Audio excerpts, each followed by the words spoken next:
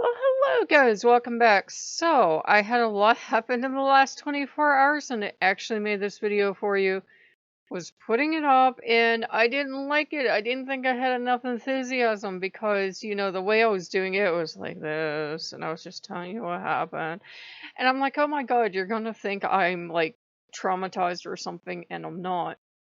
And basically, I had reactivated the tool plus. And Asmodeus was here, and I knew he was here. It was like he was giving me just enough pressure, almost like I was getting this idea in my head that he was standing really close to me and kind of like leaning, how do I say this? Kind of like leaning one foot in towards me and kind of just putting enough pressure, just enough so that I could feel it, not enough to actually push me around or anything. But like, okay, you want to fight? We can fight. And I ignored him. And I made a tactical error. I had the two plus, and I'm not going to tell you how I work magical defenses, but basically I had set them up. And don't be dumb. Don't be telling randos on the internet how you set up your magical defenses. That's why. And I got cheers back here. And, basically what happened is he was both here already. I hadn't expulsed him, and you can't, he's a powerful demon.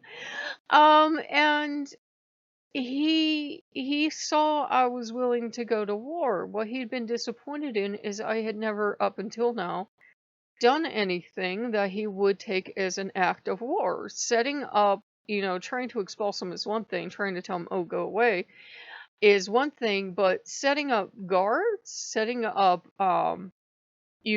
people that are deployed to act as both offense and defense, that's absolutely different.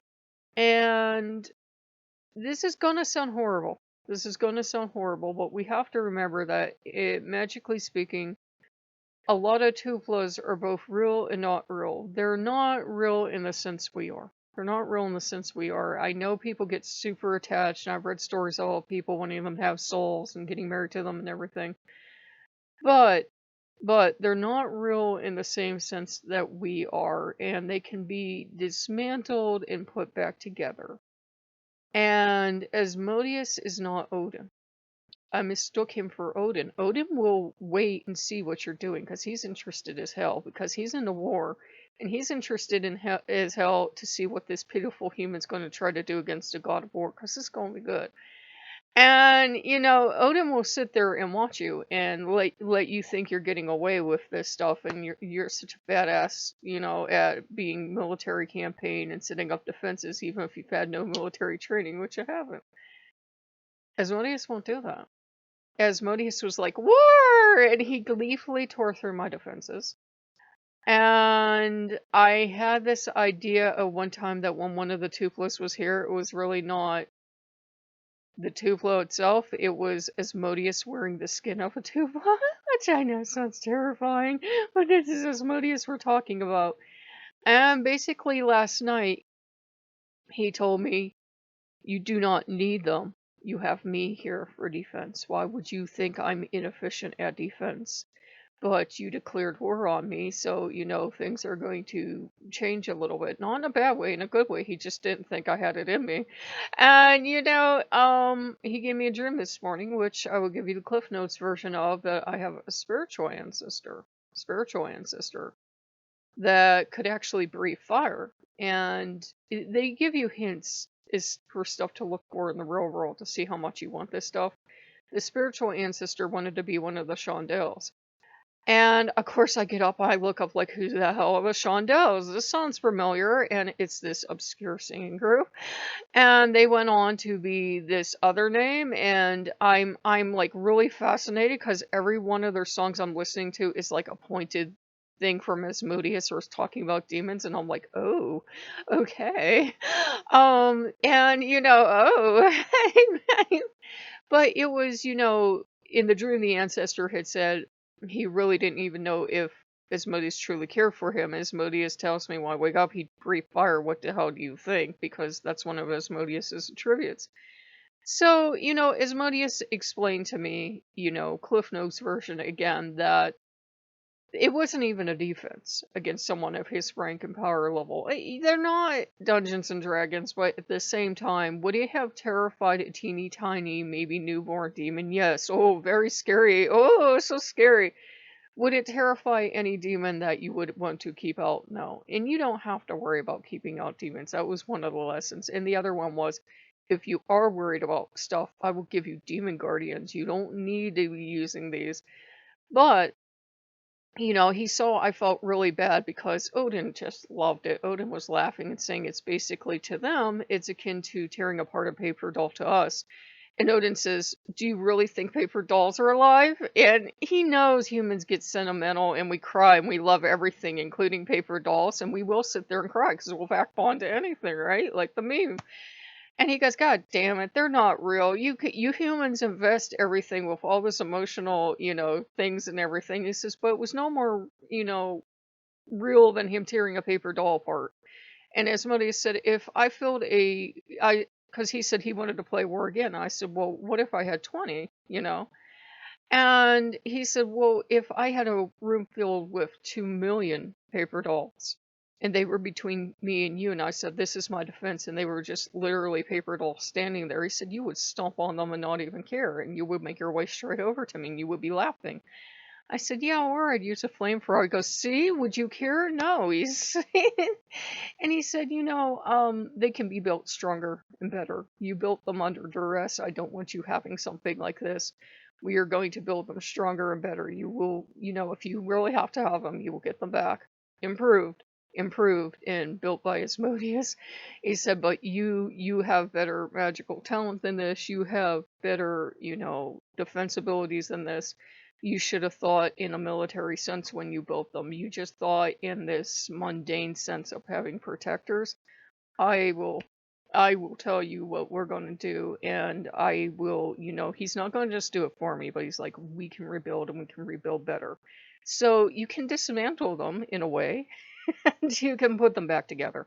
And he's like, these just aren't put together well enough. They were put together well enough for the time, but and again, they don't go by Dungeons and Dragons ranks per se, but even the lowest ranking demon would have looked at these things and knew they were made to look ferocious and potentially be ferocious. But he's like, there are a few extra tinkering things we have to do to weaponize these. And I looked at Odin and I said, they weren't actually weaponized?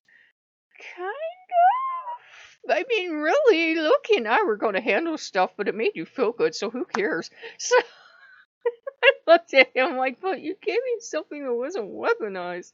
You're supposed to be a weapon yourself, my dear, an army of one. And now, I asked Asmodeus what are the ground rules for the next war. And I said, can I have another god on my side? He said, no. He said, I don't want it to become just me versus another god of war. That's not fun and that's not fair. He said, you're going to fight me. I said, can they come on board as an advisor? He said, we'll think about it, but he said, no, I don't want you relying on anyone else. He said, if you want war, you're going to have war now. And I looked at Odin because he kind of showed me just the barest hint of what he really is like. I looked at Odin and I said, I went from being this princess that he was protecting in this palace and he would never, he's still not going to do anything bad to me, but he would never let any harm come to me, to I think I just got dropped into boot camp and now I'm really sorry and I can't go back to being a little princess. And Odin says, your true nature's going to come out, my dear. And, I was lucky. I got lucky because Asmodeus is not the demon. I would suggest, yeah, you know what you should do for fun? Start a military campaign against Asmodeus.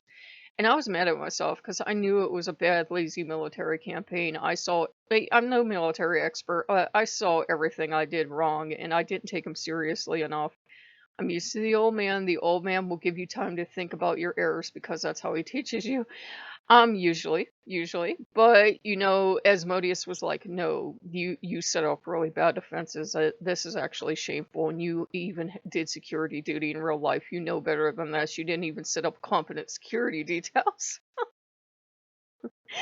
So, it actually all worked out for the best because, he's here. He has laid a solid claim on me.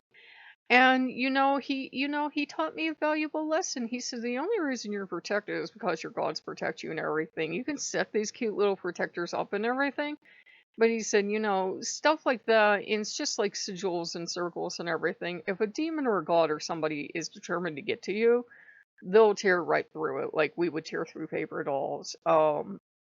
They'll just do it. Even those paper dolls could go at you like this. What the most they're going to do is give you a paper cut. You just get pissed off and start making a flamethrower out of hairspray and a lighter. You know you would, and you just be going shh at them. So and I got yeah. So we thought we would catch you guys up, and I'm glad he did it because it proved he cared, and he was glad I did it because he never thought I would go to the point of making a defense against him, but I really wasn't taking, even though he usually shows up in military forms a lot of times. I wasn't really taking the military aspect seriously. I was almost starting to think of him as, one of those higher ranked people in the military where you wonder how they ever got into the military because they never seem to do anything or have any military prowess. Yeah, he tore through my defenses like it was a joke, and he was like, "You thought that would really keep me out? That is adorable." And I'm lucky he came down favorably. He could have come down very unfavorably and been doing other stuff, but I think it's what he wanted. He wanted to see if I would actually fight him on my own. On my own, not relying on the old man, not relying on Loki to come out and fight him. And we've had our territorial disputes before, but this was the first time I ever had a pseudo military group set up, and he just tore through them. So yeah, I know that probably sounds scary to some of you, but he is totally safe to work with. It's his job. If he's going to be one of my teachers, he's going to be like, this was totally inefficient. I just tore through them like nothing, and I love you. Just imagine what somebody who had any harm in store for you could have done to you. So no, don't rely on this. I will show you how to rebuild them. So if I want them, I can have them back. But he said, we will have to tinker under the hood. We will have to do more, do more of a rebuild. And he wants me to throw out any of the ideas I had of what they look like. And we're going back and forth on that because he said, you're building completely new. You're not going to, carry any of that energy forward of the time you were in and the trauma you were in and the people around you. He said, no, we're rebuilding. And he said, again, I will just give you demons and that'll solve the problem. So yeah, you can definitely work with them. You can definitely work with two of those. But if you're going to work with a strong-minded demon like Asmodeus and he has decided that you are his and he has put his claim on you, and you're fool enough to set up some kind of little tiny Tim Pot army, he'll just tear through it and he'll do an interpretive dance on the ashes. So he was very happy. Just keep in mind the idea of Asmodeus walking around wearing the skin of a tufa.